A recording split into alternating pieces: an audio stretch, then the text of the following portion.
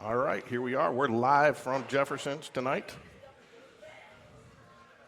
We're live from Jeffersons here tonight for our second edition of the JAG Connection this season. We took a couple weeks off there with the bye week and the holiday. So how you doing tonight, Coach? Doing good, buddy. I'm glad you got set up on the other side of the restaurant, but it is what it is. We got a lot of people here tonight. Good crowd, one of our best crowds here. Want to thank a few people that are in the house. You got a couple sponsors in tonight. You got Bethy and David Heath of Morgan Stanley, who sponsor Friday night broadcasts. So we also got another sponsor that does some stuff for us. We'll talk about later off the field. Health and Wellness is here tonight, I'm told. So we'll thank Chris Carter over here. He's a big sponsor too. And we got Jake Marshall from Marshall Productions, who runs the Friday night, is in the house tonight. We might even bring him on just to talk a little bit about what goes into Friday nights here if we got a few minutes. I didn't see Jake, but he's Jacob's been with me since my first year at JO in 2013. So he just does really great work. One other thing I want to encourage everybody to check out on Fridays is the Friday Night Insights, the Coach V pregame show sponsored by State Representative Susan DeBose.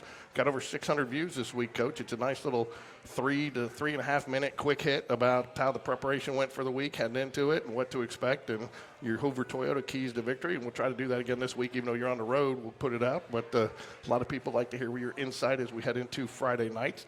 So we'll go back and recap a little bit of Friday night's game against Helena. And I think the stat that stood out to me most was the number 3. 3 and outs. You guys had a lot of 3 and outs. Seven of them. And talking to Coach Bush, and he said he hadn't seen that many. And talking to Brock Bradley, Brock said that it really helped the offense get into a good rhythm on Friday night to be able to get back on the field so quickly and keep striking, and really allowed you to wear their defense down. So talk a little bit about your defensive performance this week. Oh, I mean, I told him today it was one of the best defensive performances that I've seen in a while. And there weren't any big plays. You know, we had one late that we missed a tackle and busted a coverage, but for the most part, we forced a lot of third and longs. But they got off the field. That's one thing that the defense did this week better than they have is get off the field. And, anytime you're playing football and you have 7 3 and outs, you're doing something right on defense. And even when we had a 3 and out, they punted, we fumbled the punt, they got the ball 3 downs later, we got the ball back. So, like, the defense they from from the first whistle, they just came after it and they attacked. And I think they took it personal last year. Helena last year ran the ball right at us, and we didn't have an answer. We couldn't stop the run. Then Arnold got hurt, and then they started throwing it on us. So the defense took it personal a little bit this week, and they came out Friday and played with a big-time edge. I tell you what, it feels like at times there's almost a 12th man on that field on the defense, and that's pride. And it reminds me of the scene from Remember the Titans when the coach says, I don't want to see him gain another yard.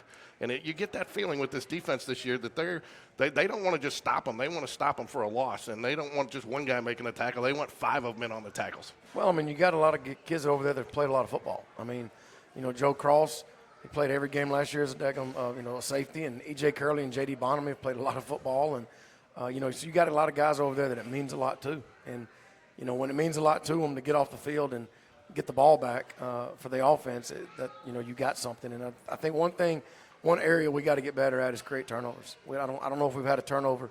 I don't know if we've created a takeaway in our first 3 games, and that's very different because usually our defense is very active in getting the ball. So that's one thing they got to get better at. But in terms of just playing good defense, they really had a good night. You talked in the keys to victory. One of the things was a marathon. It was going to be a marathon. Game that probably didn't go exactly like you expected it on paper, but I think that was because you guys dictated the pace, and that's what you wanted to do in that game. Yeah, I mean, we thought it was going to be a full quarter, knockdown, drag-out, but we were able to make some plays early and kind of set the tone from the first whistle. And, I told the kids today, I think that from the first whistle, I think it was very evident who the alpha was. We tell the kids all the time, there can only be one. There can't be 2 alphas on the field. There can only be one, and sometimes you can't determine when that alpha is going to, demand I'm the alpha. I think our kids did it pretty early Friday night, and that was fun to watch. Yeah, we're going to hear from some players tonight, Ken Arrigo and Brady Heath. If I call him Brody, I apologize. That's how they got him listed on Pure Games, and I had to call his mom last night and say he didn't change his name, did he? But Well, we're going to hear. we misspelled her name on the graphic too, so why not just misspell everybody?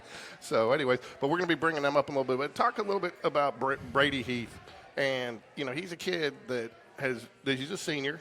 He's worked his way into that position, and he's really made the most of his years in some of the freshmen, the JV, and learning from some of those players that were ahead of him the last couple of years. Well, what I'm going to say about Brady Heath has nothing to do with football. Okay. I think Brady has come a long way in terms of just decision-making, and I've talked to his mom and dad at length, and a couple of years ago, there's just been a lot of growth in his decisions, and he's a good kid. He's a good person. He just sometimes guys, we make decisions that aren't the best, and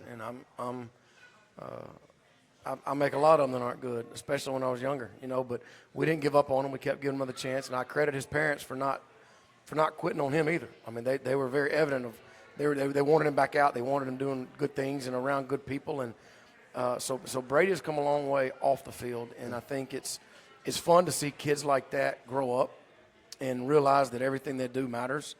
And he's a really big part of what we do on Friday nights. He's one of the toughest kids we have, one of the strongest kids we have. And when you get kids like that care about other people and that want to make good decisions, I think that breeds success in a football program. So he has gotten better at football. He has gotten stronger in the weight room. But I think his biggest gains have been off the field, and I'm really proud of him. And it's fun to see kids like that have success, and that's fun to watch. Each week, though, I talk to players about what's something that you've learned on the field that you're going to take with you.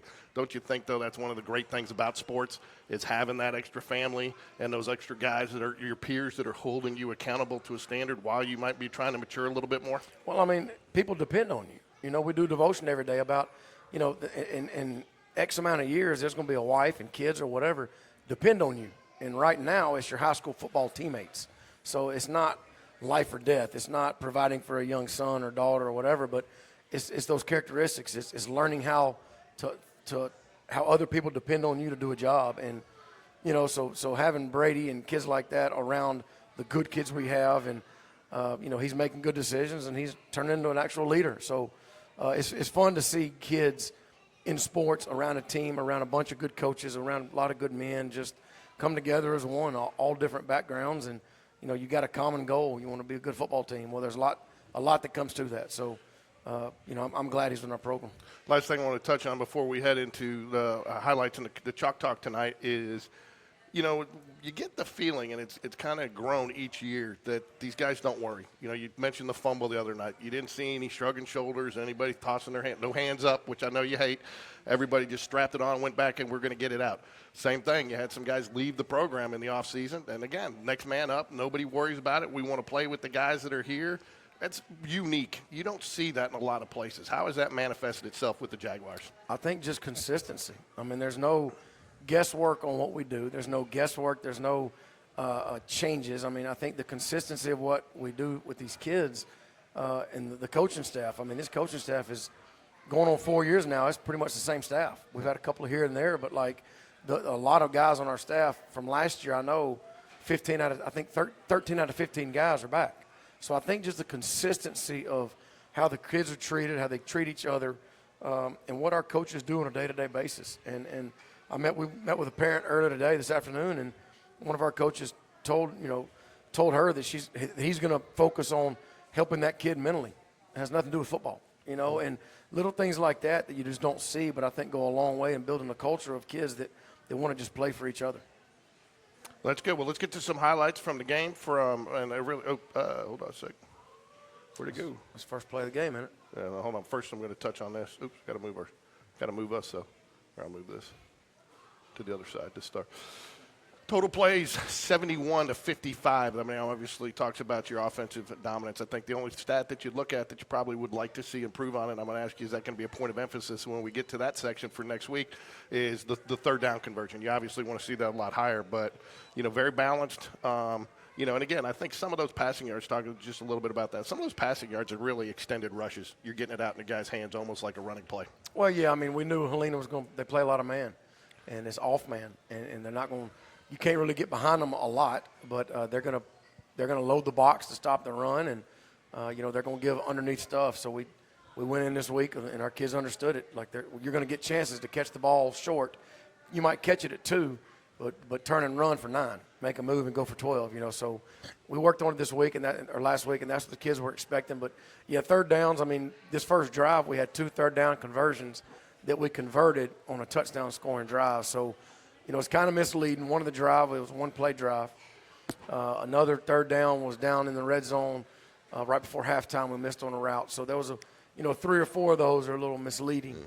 But that's, again, 4 out of 11. That's definitely something we talk about that's got to get better. But it does say, too, 15 of your 19 first downs came either on first or second down. Right. So, you're being very efficient. And that was the other thing that I noticed, and then we'll get to the plays. I want to talk about the stats was they were 5 of 14 with only 8 first downs. That means only 3 of their first downs came on first and second down. You made them work for every yard that they got. I mean, every one of their yards was hard-earned.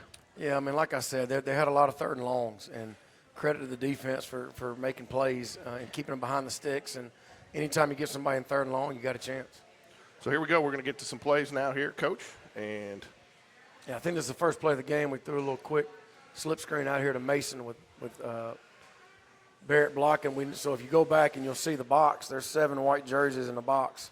And we knew that the inside the box was going to be loaded. So when we took it and get the ball out, Barrett Price has a really good block downfield, and get the ball to Mason and say go and run. And we got some little kids, we got some youth football players in the house tonight. I don't think you can probably draw a better technique than that block right there, can you? Yeah, he's squared up on him and really turns this in from a 3 or 4 yard game to a 15, 18 yard game. Again, we tell them, we might throw it for 2 yards, but go be an athlete and go get 11. We don't have to always throw it for 11 to get 11. So Mason does a good job in open field, and that's what we knew.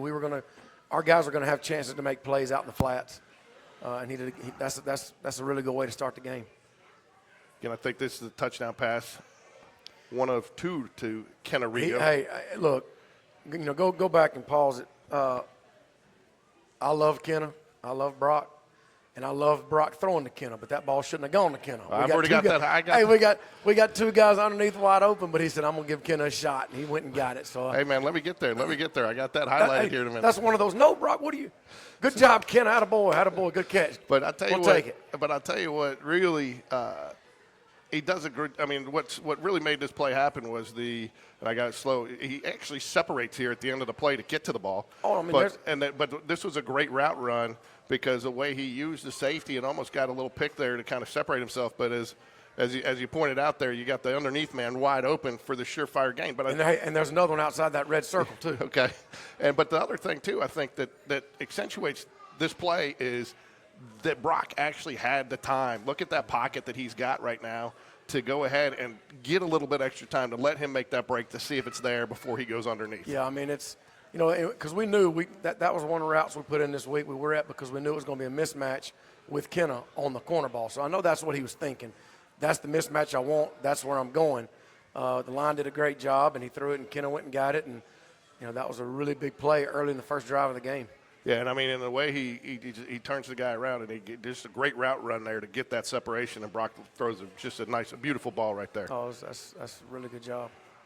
Again, here we are in defense, and again, I want to highlight the defense this week. Again, every tackle that I saw watching film this week, Coach, there was 3, 4, 5, and I think we even have a highlight in here of 7 players around making the tackle. Well, it's third and long, again, and they do a really good job. Helena did a really good job on screens. They scored on a screen last week against Chilton County, so we knew that, they were going to throw a lot of screens on third down. Our defense did a good job. And Tay, I'll put this in there. You mentioned how big this play was. You had fumbled the punt beforehand. You're trying to get it back here. You obviously looks like in a punt safe here. But one of the things that impressed me with this is just the discipline the defense had, because a lot of times guys will take a punt safe off or, they'll relax a little bit. They'll start to just drift back. The Jags all had eyes on the ball, and when this ball hit the ground, they jumped on it. They did. The punter dropped it, and, that J.D. Bonamy had a nice little tackle. But, we told the kids, I mean, those special teams plays are game changers. They're momentum killers, they're momentum builders, and, we were on the good end of that one. Well, it's just I think it highlights the attention to detail that you guys have, that you play from snap to whistle. We tried. Coach Taylor does a really good job of special teams, and those guys are dialed in.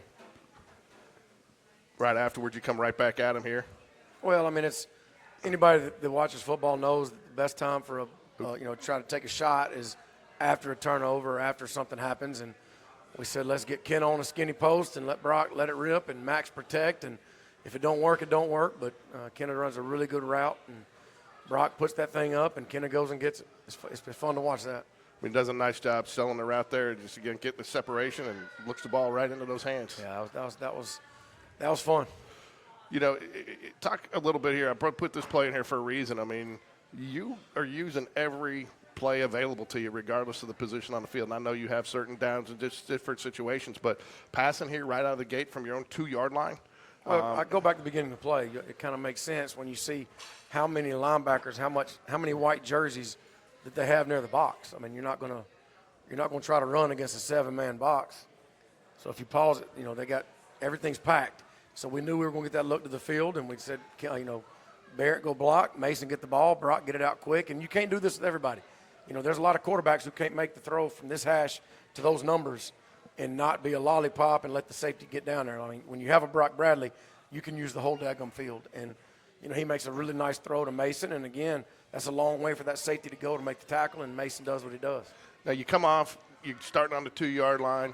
Defense is fired up. They've just made a good play to kind of pin you back. You execute a play like this. Does it break their will just a little bit? Because now, you're back in advantage mode here because you're out about the 25 or 30, back good decent field position to be able to attack. I mean, when you have a Brock Bradley on your team, you got Kenna, you got Mason, you always need to be in attack mode. And I don't care if you're on your own 3 or 4, and you got to be smart. It's got to be, calculated and has to make sense.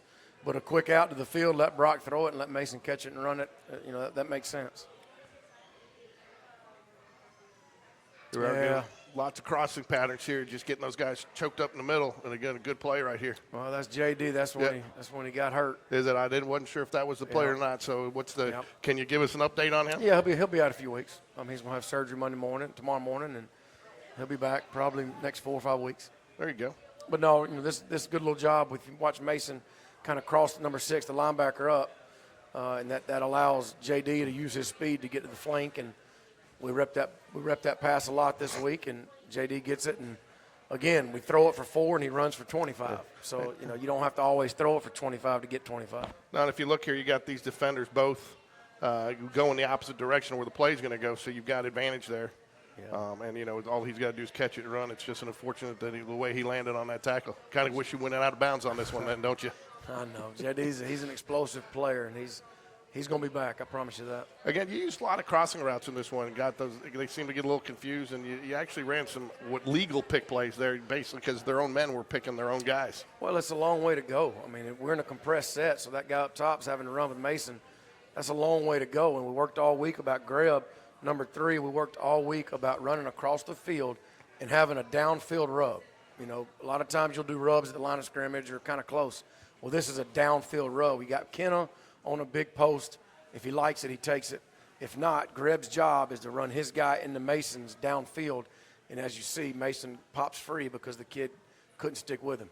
Yeah, and then both these linebackers take the underneath. Is that Barrett Price coming across underneath to hold this outside linebacker, and in fact runs into him. Probably if he threw it to him, might have gotten a pass interference there because he knocks him down. But again, the guy's wide open underneath for an easy touchdown.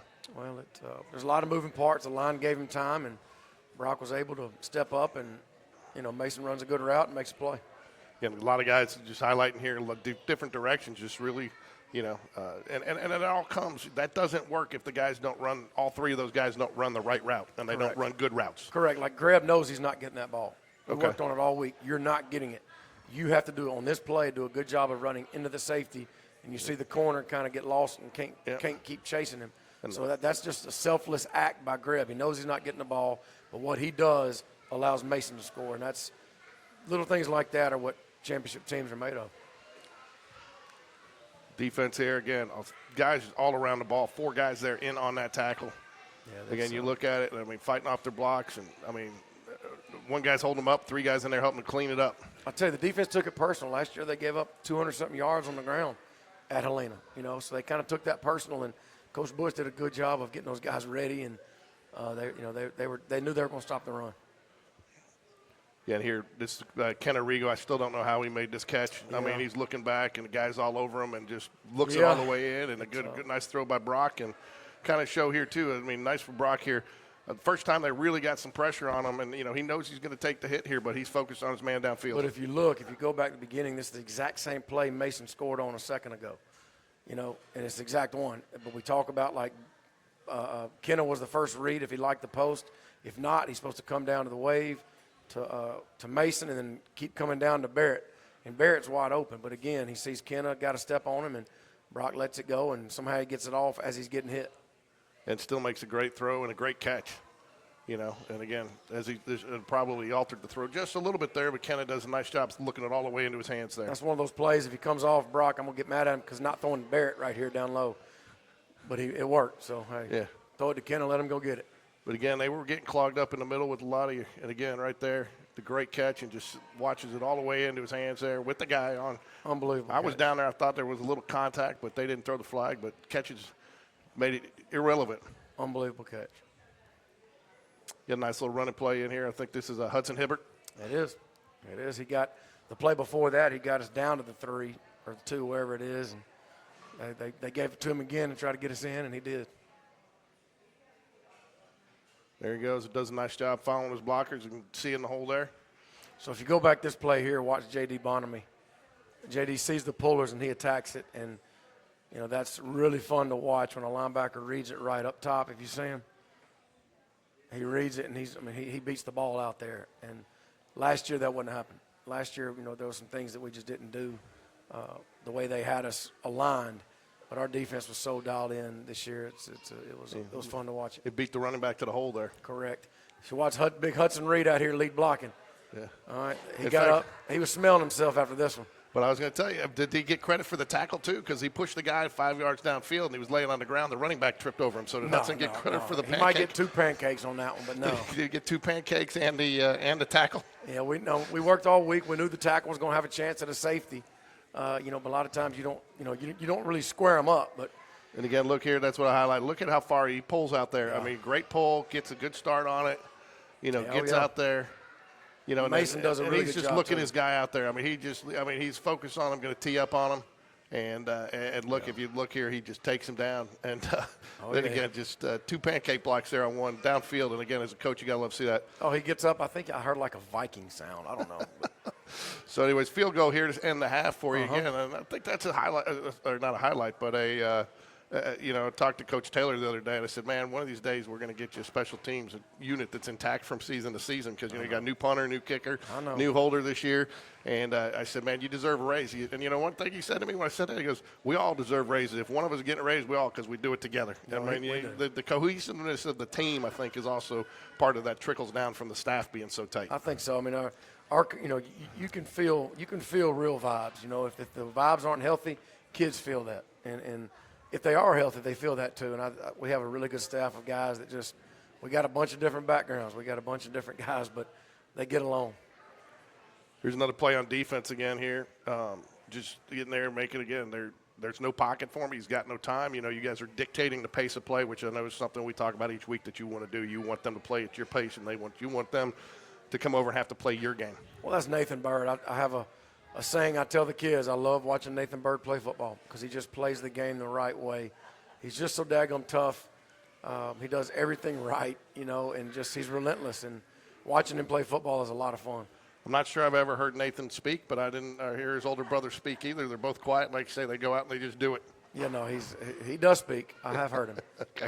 But, no, I love watching him play. Again, defense here. Defense a big story in this game this week.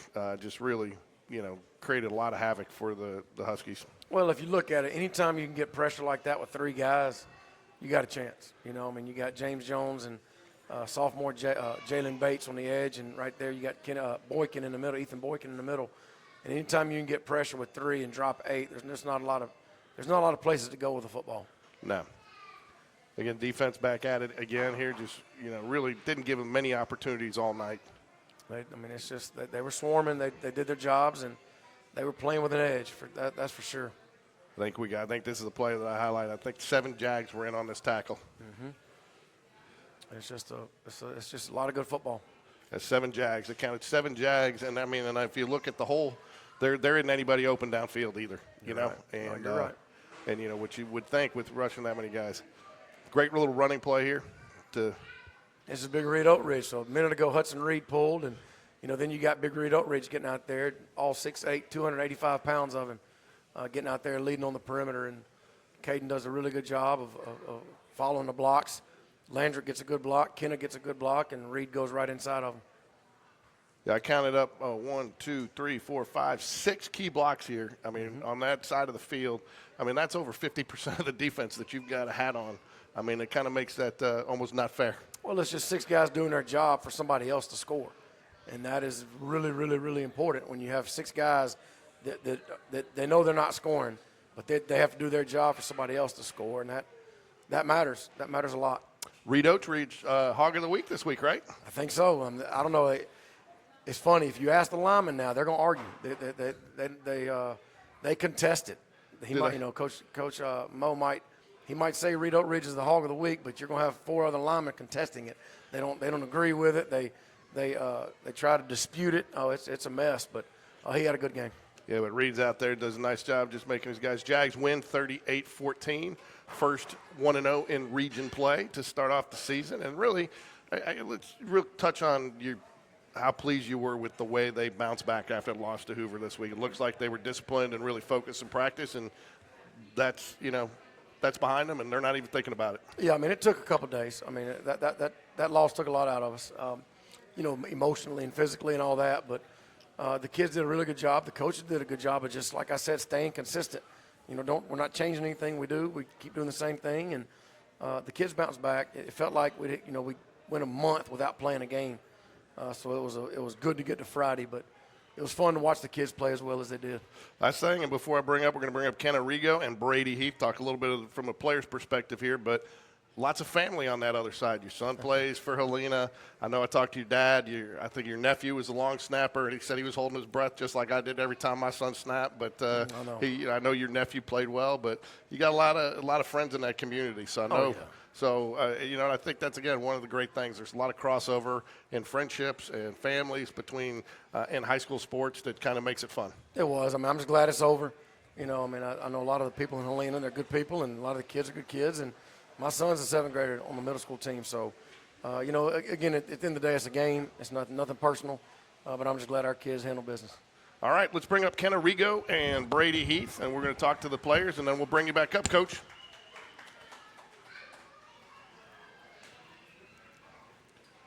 Sit here. Where's Brady? And come on, grab a chair. That's your headset right there, Brady. And I'll just slide in a little closer so we can see you.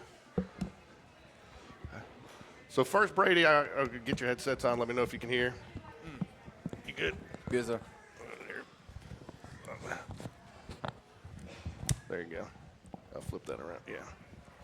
There you go. Can you hear us, Brady? Yes, sir. There we go. We're good. So first, Brady, though, you're one of 3. You got 2 older sisters that are both Spain Park alums, Morgan and Madeline. I saw Madeline here tonight, but just so the folks out there's a lot of parents that still watch the show. Their kids have graduated and gone on. How are your sisters? Update us on what they're doing in their lives. So my oldest sister, Morgan, she's graduated from UCF and got her MBA. She did a program through their Disney college program where they kind of go out there and pay for it, and she just did that. And Madeline, she just graduated from Alabama and is working up at a car dealership not too far from here. There you go. Yeah. So does she gift you a loaner car every week? I wish. Not quite yet. And Kenna, real quick, just touching on your family. There's a rumor floating around you may not be the best Rigo in the family football, huh? I hear you got a little brother that's a 9th grader that's tearing it up, spinning the ball pretty well for the freshman team. Yeah, pretty well. I'd say that's debatable. But, yeah. No, I'm just messing with you. He's got a lot of football still left to play. But I asked you earlier, and then just think about it. Has that helped you develop a little bit, the 2 of you? You got a quarterback, you're a receiver. You guys work routes and stuff in the summer while you guys are, and does that help you? Oh, yes, sir, for sure. Also helps him get better as well. Coming varsity receiver, working with a freshman quarterback, it helps a lot.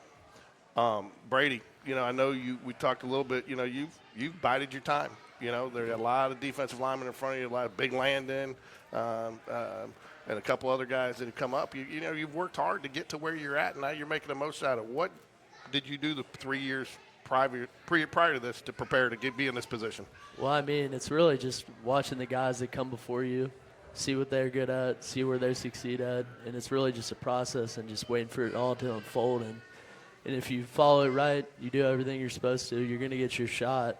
And a lot of the guys that are out there on Fridays have come up all the way since we were little kids to now, and it's good to see that everybody's getting a chance to go out there and play, you know. So it's fun to watch everyone succeed, and just getting to watch guys like Aiden and Zach Erickson. I definitely watched them a lot last year on the sideline and stuff, and just tried to play as closely to how they played, you know, just try and fill their shoes. Can I talk a little bit about playing with a quarterback like Brock Bradley, you know, and having that, and it looks like it, and, you know, I know you've just moved up here, so, you know, usually takes receivers a couple games, couple years even to kind of get that rhythm. You guys have seemed to find it pretty quick. How did that happen? We've just been working our butts off during the off season, just building that connection, building that consistency that a quarterback and a receiver should have. So I think that's, you know, that's really what builds our trust. Brady, defense, I don't know if you heard me earlier, I talked to Coach V. It feels like you guys have a little bit of a 12th man out there this year, like in the pride factor. Like, you guys just don't want to stop him. You want to stop him from loss. And you don't want one guy making a tackle. You want 5 guys making a tackle. How does that kind of transform? How does that come about this year? So we all just what Coach Bush always tells us is that we should never just trust that the play is over, you know, because anything can happen, obviously. And we always work to swarm. We do swarm drills. We all just try and get to the ball because you never want to assume a play's over. That's how big plays are made, you know. So it's just about holding it to where it is and never assuming something. Talk a little bit about your catch that, and I think you saw the highlight up there. I mean, you're getting bumped. The throw's a little bit off. You got to adjust. You adjust your body. You turn your neck around. Still get your hands on it, and you get up like it's no big deal. Yes, sir. No, I just thank Brock for trusting me with that pass. You know, it was pretty tight coverage, but I saw a ball, so I went to go get ball. So that's the mentality you have to have. So, again, you did hear Coach V say a couple times, I think you mentioned the trust factor. There's a couple times he's got a lot of trust in you. There's a couple times he's going to you when there's somebody underneath. Do you feel that extra pressure that you know you've got to catch that ball? What do you guess that he puts that trust in you? A little bit. You know, you just got to catch the ball. That's it. So, Brady, talk about one of your best memories so far as a Jaguar, on the field, off the field. It could be anything in your 4 years playing for Spain Park. What's something that's going to always stay with you? So some of my best memories aren't even on the field necessarily. It's always on those Thursday nights, getting together with all my guys and just getting to sit back and relax and just hang out with all of our friends, you know, just because we're all really close here. Like, there's no one who really doesn't like each other, and we're all a family, and I feel like that's kind of what's important to our success, you know. It's just that we're all in it together, and it's fun to watch each other succeed. So I'm glad to hear you say that, because I'll tell you, that was a special moment for me as a football parent, was those Thursday night position dinners when we hosted them. And, you know, we obviously tried to hang back and not be as involved, but just being able to hear you guys laugh and cut up and the closeness. And I think that's something that's really helped this team build together. So can I talk a little bit? You were going to be playing at the next level, right? You're committed to Arkansas State for Butch Jones, probably one of the best offensive minds in college football. They played top 25. Iowa State, very tough this weekend. What went into that decision to commit there? Just the way they made me and my family feel. They made us feel like family when I went over there. You know, it was a great atmosphere. Loved it over there. That's good. And do you have regular communication with the coaches there? Are they coming to watch you play some, or is that because you've committed, does that kind of died down a little bit? No. So I have my receiver coach, Coach Lett, coming out for this week's game. So that'll be cool. And they check on me every, I'd say, 3 days a week. So keep in contact. And I got to ask you both. I have not asked any players this. You remember not have an answer for this one because you weren't here last year. New locker rooms. What did that mean to the team?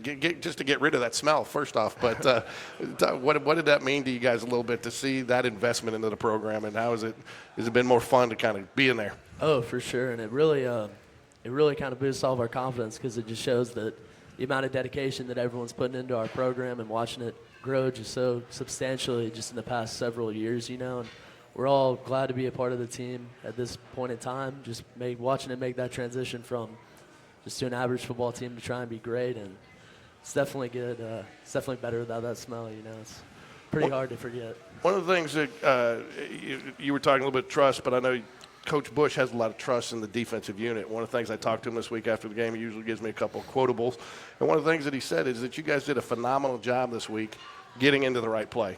So I know he trusts you guys to get the right reads. I mean, who's making those calls for you on defense? I mean, do you guys have somebody on the line that does it, or is it the linebacker, or do you guys just kind of all pick up on what you're supposed to do?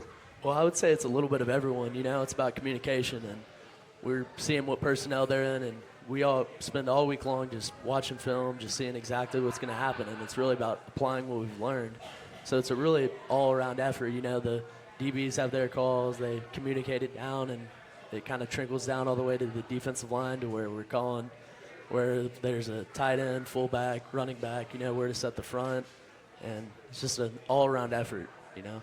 Now, you got a tough challenge this week in Benjamin Russell, Cedric Morgan, their big wideout. He went up for over 100 on us last year. They also run the ball very well. But it almost feels like you guys go in each week as a faceless opponent. You call them to play, doesn't matter who they are. Is that the case? Yeah, I'd like to say so. It's really all about, because with our team as of right now, we can win every game, and it's really just all about not shooting ourselves in the foot, so to say. And just because they have one good athlete, he's a great athlete. We saw him last year, but if we can kind of dissect their offense and take away certain aspects, such as the run, can't win a game just by passing the ball. And it's just going to be exciting to get ready and get into the right mindset for that. Hey, Ken, talk about something that you're going to take from football that's going to help you be successful in whatever you do later in life. What's a lesson you've learned on the field that you think is going to help you in life down the road? There's a lot that can help me out with the rest of my life. But I would like to say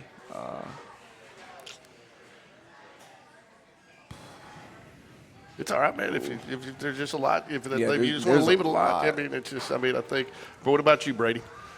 What I've learned from football, you said? That's going to help you be whatever you do next in life. I would really say teamwork and accountability, admitting when you're wrong, because there's definitely been moments where I haven't been so easy to be like, oh, that's on me.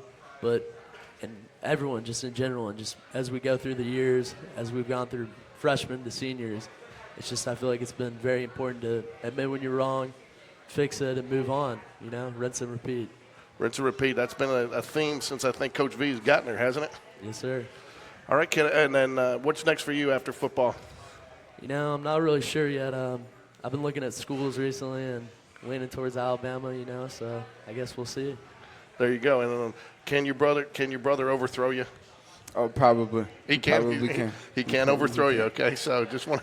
So you got it. Is that where you get you that separation speed? You guys trying to chase down his passes? Yes, sir. Yes, sir. So do you go watch your brother on freshman games? Yes, sir. Always. That's good. We are actually, just so people know, we are actually going to be calling a freshman and a JV game, I believe, October 6th when the Jaguars home. Then doing some middle school games that Wednesday, October the 8th. So you'll get to see some of the future Jags in action. So last question I got for both of you. We're in a different region this year. Most of you're traveling a lot farther. How does that bus ride down there? What's the preparation on the bus? Are you guys watching film? Are you guys just resting and getting ready and getting mentally prepared? Is it kind of a meditation time, or do you guys actually sit with your position groups and have meetings on the way to those games? Well, I guess it's a little bit of everything you just said. Most of our game preparation is really in by Wednesday because that's our last practice of the week. So really just on our way down to those games, it's about getting locked in, getting right in the right mentality, so to speak. And whenever we go out of town or just in any game in general when we're eating, we all don't talk. We just get ready for the game, get ready for our opponent, and we know what we have to face. We know what's coming for us, so it's really just about applying what we've learned all week long and trying to chase perfection, Last one for you, Kenna, and this is an off-the-wall one, but a lot of investment in the program over the last couple of years. Got several different uniform combinations. What's your favorite uniform to go out and play on? Ooh. All blues, the all blacks, the all whites. I mean, we got them all. I'd say the All Blacks. I like the All Blacks. Do you like the all blacks? Yes, sir. You hear that, Coach? He likes the all blacks. You keep catching the ball the way you've been catching them. I think they'll let you wear whatever uniform you want, right, Yes, Coach? sir. Well, thanks a lot, guy. Anything you guys want to add before you guys get off? Anything I didn't touch on? Anything you want us to know about the Jaguars and this 2025 team? That's a really open-ended question. So if the answer is no, then we're good to go. You know, I'll say the biggest thing that I really have to add is what we see on Friday nights doesn't really reflect everything, you know. A lot of it goes into the guys who don't even go into the game, and just getting them ready, such as like the scout team. Without them, we really couldn't play, you know. And we have coaches like Coach Arrington, so to speak, who gets the scout team offense ready to give us the best look. And without that look, we wouldn't really have anything to go off of. So without those guys, we really can't have the success that we have on Fridays. So. And I think that's a good point to make. And I think, too, that the camaraderie you guys have, and I mean, you're obviously making your defensive backs better going up against them because you're a handful to cover. That's most of the clips we had up there. 2 guys couldn't cover you, right? Yes, sir. Don't get a big head, though, Coach. Don't have any drops this week. Coach V will blame me, okay? So, well, thanks for joining us today, guys. We want to wish you guys the best of luck against Benjamin Russell. We hope a lot of people travel down to see you, and because you guys are putting out an exciting brand of football right now. So, go Jags. Go Jags. Thanks, guys.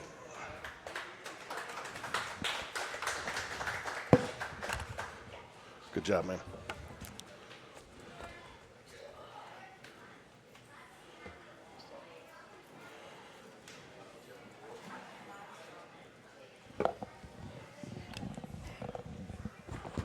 Those some good kids, man. Yep.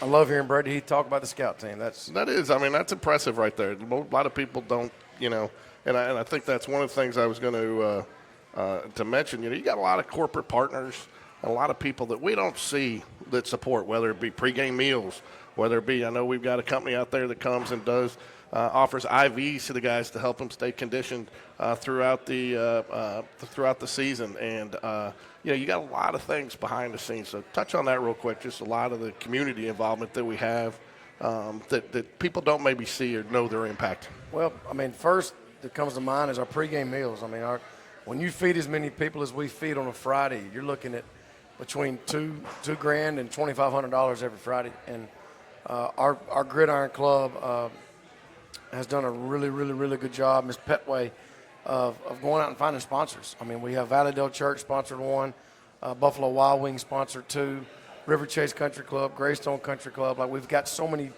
people around that are pouring into our kids, and that's allowing us to save money. You know, that's $25,000 expense just feeding the kids on game day. You know, and when you have people like that who care about the kids and helping us build our program, it goes a long way. You know, Balance and Infusion and Wellness is somebody else. I know that they provide discounts to the kids. And, you know, as much as you emphasize on training and lifting and conditioning, recovery is a very important fact that I think sometimes is overlooked. And I know getting those IVs, I've done them even as an adult, you know, before I've gone on a cruise to boost my immune system and stuff. You know, how does that conditioning and the recovery impact the players each week? Well, I mean, especially early in the season when it's so daggum hot, you know, and we hadn't had anybody cramp. And I think a lot of that has to do with the kids taking care of themselves, but at the same time, a lot of the guys that are doing a lot of the running, a lot of the skill guys that are going up and down the field a bunch, you know, they've been getting IVs. And you know, it's not something we can make them do because that's a personal, you know, a parent decision. Right. But when you have somebody in the community that is willing to offer that service to these kids, and especially for a discounted price and putting a package together for them, it goes a long way. Yeah, and it does. You mentioned the reduced cramps. I mean, you see guys, even at the pro and the college level each week coming out with cramps, you know, so that's a big part of it, the conditioning. Anybody that wants to take advantage of their services, they're located, I believe, over in Lee Branch. You can call them at 205-438-6017. That's Balance, Infusion, and Wellness. So, and again, I think it's important. And you got people like Susan DeBose, state representative, who's sponsoring the pregame show. And, you know, you can't do this. You know, it takes a village.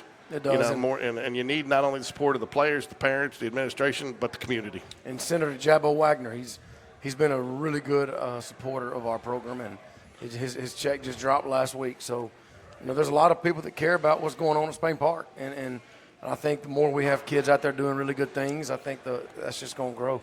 You know, Jake Marshall's in the house tonight, too. And, I mean, I don't know how that guy does it each week to come down. I mean, I know he's asked to have an elevator put into the press box to get all that equipment up there each week. Probably not feasible, but, you know, it's one of those things. I mean, they come in, they set up. That's not a small production. No, it's the most professional production that you'll find. And for example, like this week, Benjamin Russell, WOTM is going to air our game live. They're just going to take Jake's feed. Right. You know, they know they don't have to send a crew out. They don't have to set up a TV, like none of that. They just take his feed. So our game is going to be broadcast statewide using Jake's feed. So what he does is second to none, and you know we're blessed to have him around, and they provide a really good service for these kids. And like I said, he's been with me since 2013. So he's seen a lot of good and a whole lot of bad. So he's a really good guy, and his crew does really good work. Yeah, you know, you talk about that, but, you know, you've got an atmosphere there now with the producer, with the lights, the flashing lights, with the way everything's coordinated, with the broadcast. You're starting to rival some smaller colleges in the high school level. Well, you know, we had a goal in the off season. You know, Matt McBride was with the company that put in the dancing lights, and our board did a really good a job. They blessed us with the dancing lights, the LEDs.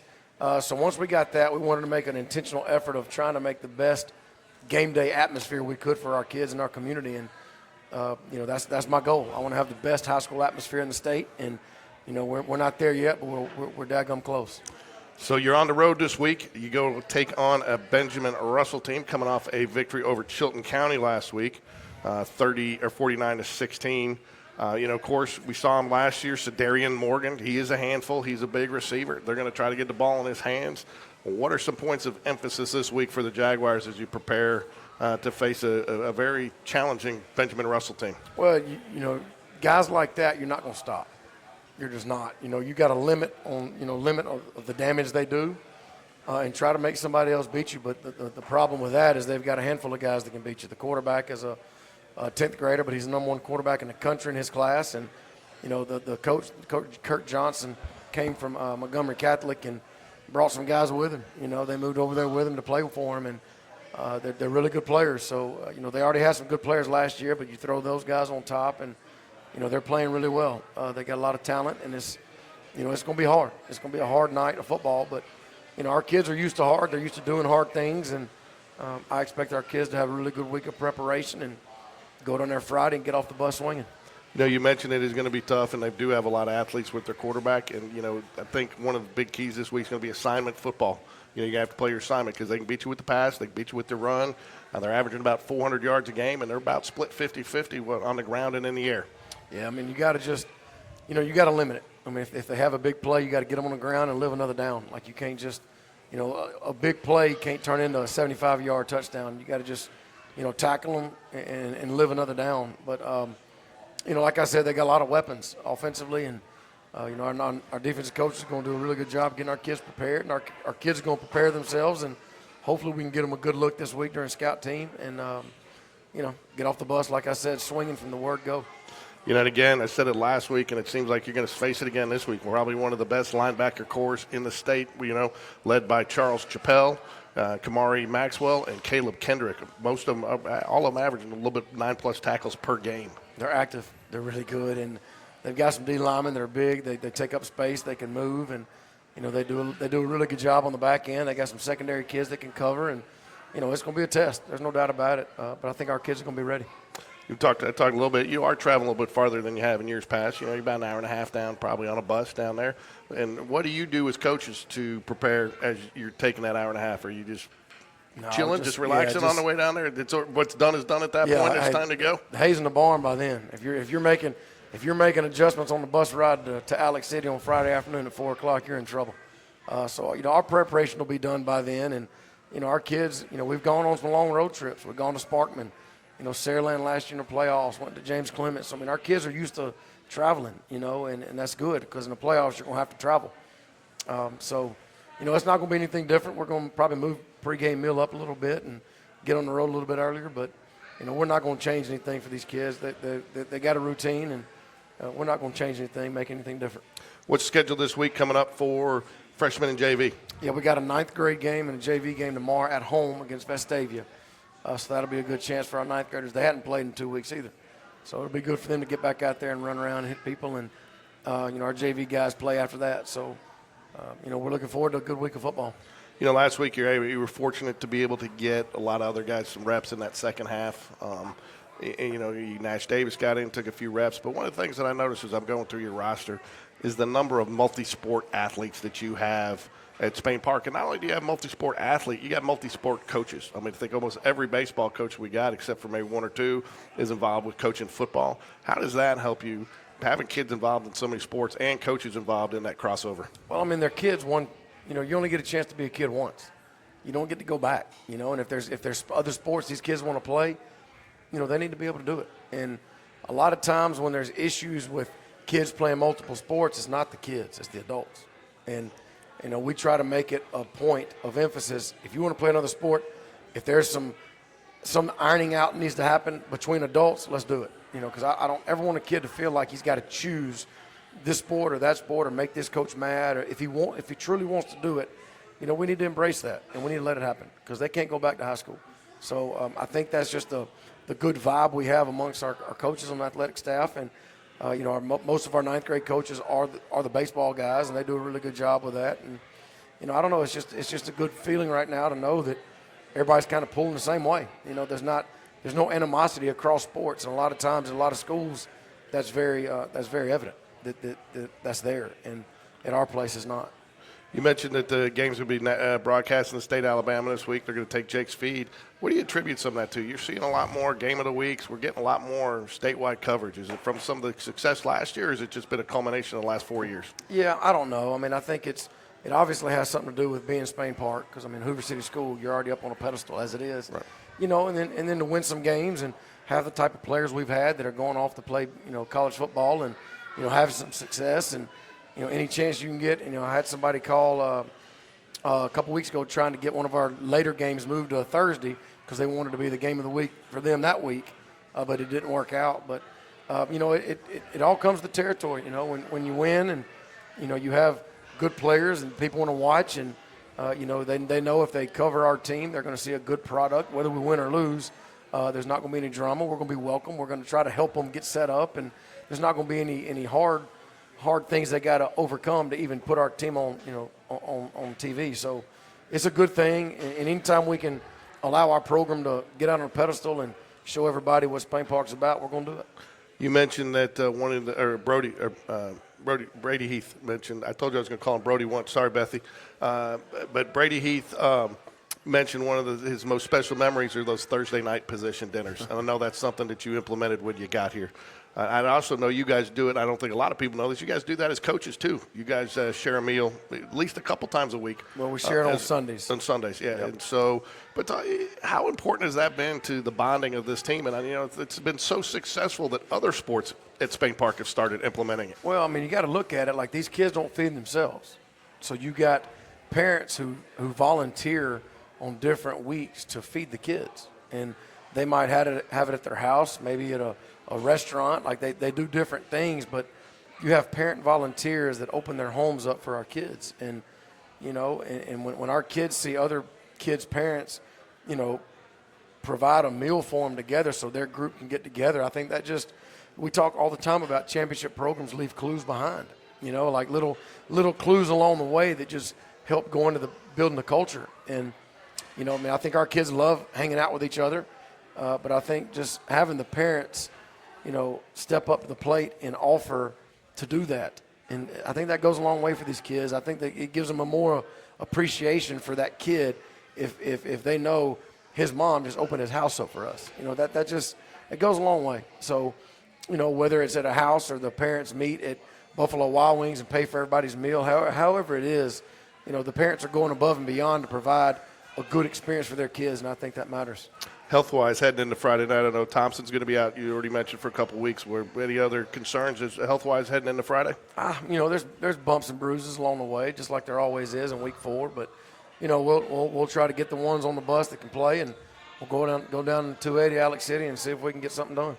Last thing, Coach, before we wrap up is, what do you Jags need to do this week to be successful? What are you looking for out of your squad during practice this week? Well, defensively, we got to limit big plays. We've got to limit them because they're just so talented that they can pop off anytime. Offensively, I think we've got to sustain drives. We've got to convert third downs. We've got to, go back to the Hoover game. There were 3 plays. I think if we make, that whole ball game's different. And when you get a chance to make those plays, they got to be made. In big games, you don't get many chances. Yeah. You know, when you get a chance, you got to make a play. And I think special teams, I think we got to be sound. We had a punt block the other night. We had some breakdown issues in the blocking. That can't happen. You know, we got to be sound on special teams. And but the biggest thing I think is just our kids know it's going to be a heavyweight. Like they're playing with an edge. They got a lot of good players. We're at their place. They got a lot of energy this year they didn't have last year. Like it's just we're walking in the hornet's nest, but at the same time, our kids are used to doing hard things. So, you know, we don't expect anything but our kids to go down there and start swinging. Lifting this week? 4 times. We already lifted once today, and we got 3 more. All right. And then, you know, you mentioned the Hoover game, you know, and I think that's one of the things that you really need to highlight. We looked at those plays, and, you know, when you have 6 guys all making their blocks, really these games come down to 2, 3, 4 plays a lot of times. I mean, if you go back and looked at the stat sheet in that Hoover game, I think you ran more plays than they did. You outgained them in yards. If you looked at the stat sheet without the score, you probably think that Spain Park won that game, but it came down to just those few lacks of execution that really turned the tables on that, didn't it? Yeah, it did. I mean, there was a couple of play calls I wish I could have back, you know, but that's how it goes all the time in big games. Sometimes they work, sometimes they don't, but I don't like quoting a lot of Alabama coaches because I'm an Auburn guy, but Gene Stallings said, any big game you can go and find, handpick 4 or 5 plays that change the game. In close games, there are 4 or 5 plays, depending on how those 4 or 5 plays go, determine the winner. And, you know, after that Hoover game, there was 3 or 4 plays that would have heavily affected the outcome that we didn't get done. I got to do a better job of getting the kids ready to make the plays when they're there. We got to make them, and I got to do a better job making sure when they get there they do. And again, the reverse is true. There's 3 or 4 plays that you made this week that really made it the lopsided victory that it was. You know, and again, you look at that score. You know, it's just a couple of plays. You know, they don't.